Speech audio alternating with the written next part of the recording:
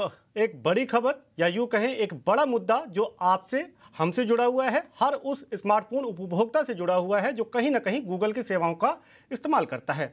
सवाल यह है कि क्या गूगल बिलिंग नियमों की आड़ में मनमानी कर रहा है? क्या गूगल प्ले स्टोर के लिए भारतीय ऐप से ज्यादा पैसे मांग रहा है? यह सवाल इसलिए क्योंकि गूगल ने भारत की 10 ऐप्स के खिलाफ एक्शन लेने का ऐलान किया है। बिलिंग पॉलिसी को नहीं मानने के चलते इन्हें प्ले स्टोर से हटाने की बात कही जा रही है। लेकिन क्या है पूरी खबर? आखिर गूगल का यह ऐलान क्यों? इस पर इंफॉर्मेशन और साथ ही साथ इन्फो एज के को फाउंडर संजीव भिखचंदानी की राय भी हम आपको बताएंगे। लेकिन सबसे पहले खबर की पूरी जानकारी हमारे सहयोगी सुमिता करीर के पास। जी सुमिता, बताएं कि आखिर गूगल प्ले की जो मनमानी की बात कही जा रही है, जो ये सवाल उठ रहे हैं, इसके पीछे की कहानी क्या है?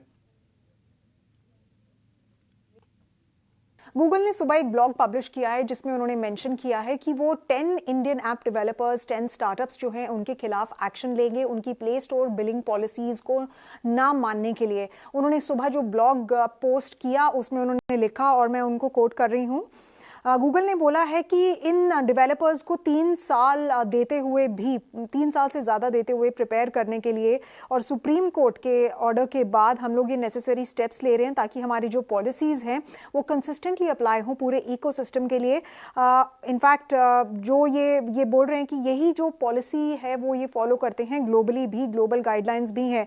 इन्होंने बोला कि बाकी कंपनीज फॉलो कर रही हैं, लेकिन ये जो कुछ 10 कंपनीज है इन्होंने इनकी जो पॉलिसीज हैं वो नहीं मान रही हैं, और पिछले कुछ साल से ये कोर्ट से इंटरिम प्रोटेक्शन सीख करे जा रहे हैं ताकि गूगल इनको अपनी ऐप स्टोर से डीलिस्ट ना करे। इनफैक्ट हमने कुछ ऐप स्टोर से बात की है, उन ऐप स्टोर्स ऐप कंपनीज या स्टार्टअप से बात की, उन कंपनीज ने बोला है कि गूगल का जो है ये बहुत ही वायलेटिव है फ्रीडम के लिए, ऐप डेवलपर्स को एग्जिस्ट करने के लिए इस कंट्री में। उन्होंने बोला है कि गूगल अपनी हेजमनी बनाना चाहता है ऐप स्टोर इकोसिस्टम में। 95% जो है ऐप स्टोर को वो गूगल कंट्रोल करता है। और इनफैक्ट मैं कोट करूंगी एक फाउंडर को जिन्होंने हमें ये इंफॉर्मेशन भेजी है।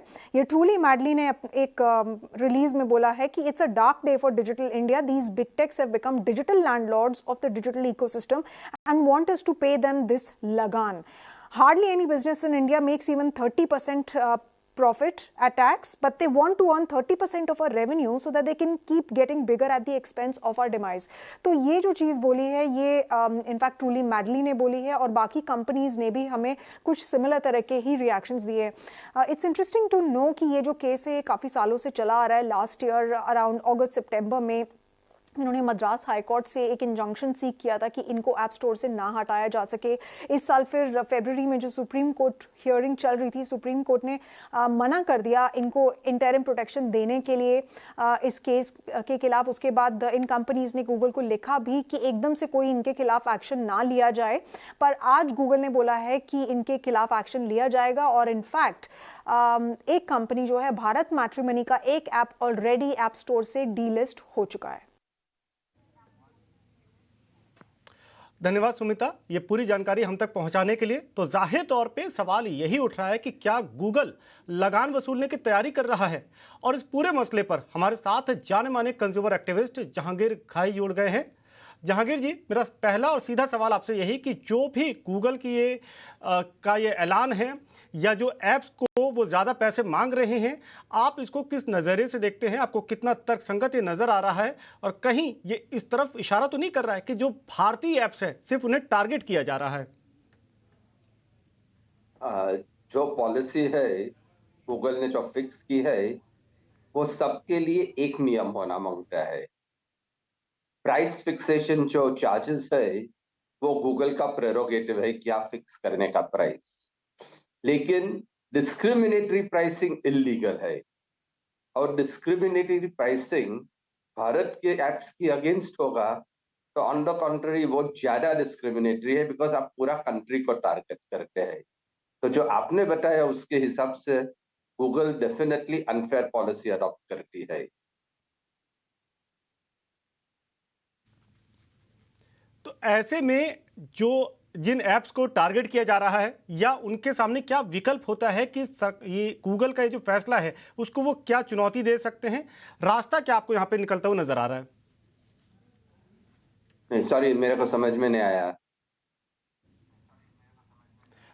जिन ऐप्स को लेकर के गूगल ने ये फैसला लिया है कि आपको ज़्यादा पैसे चुकाने होंगे वरना आपको प्ले स्टोर से हटा देंगे, ऐसे में अगर आपकी बात को मैं मानता हूं कि ये डिस्क्रिमिनेटरी है, तो इसका आगे क्या रास्ता ऐप स्टोर जो ऐप डेवलपर्स है वो क्या रास्ता अपना सकते हैं, वो कैसे चैलेंज कर सकते हैं, उसको लेकर के आपकी क्या राय है? उनको गूगल के अगेंस्ट कोर्ट में केस डालना पड़ेगा और उधर से स्टेटस को इंजंक्शन लेना पड़ेगा कि जो अभी ऐप है अवेलेबल उनको हटाने का नहीं। बाद में कोर्ट फैसला करेगी कि वो ऐप सही है कि गूगल्स का डिमांड सही है, उसके हिसाब से होगा। वो अपन कमेंट नहीं कर सकते। वो जो एविडेंस लाते हैं उसके हिसाब से कोर्ट फैसला देगी, लेकिन इमीडिएटली उनको कोर्ट को मूव करने का जरूरी है। बिल्कुल। तो जहांगीर भाई, आपका धन्यवाद। और आप बता रहे हैं कि कोर्ट एक रास्ता हो सकता है जहां गूगल के फैसले को चुनौती दी जा सकती है और शायद वहां से कुछ राहत ऐप डेवलपर्स को मिल सकती है। लेकिन आगे बढ़ेंगे और इसी मसले पर, यानी कि भारतीय ऐप्स पर गूगल को जो नोटिस मिला है, इसी सिलसिले में हमने बात की इन्फो एज के जो को फाउंडर है संजीव भिखचंदानी से।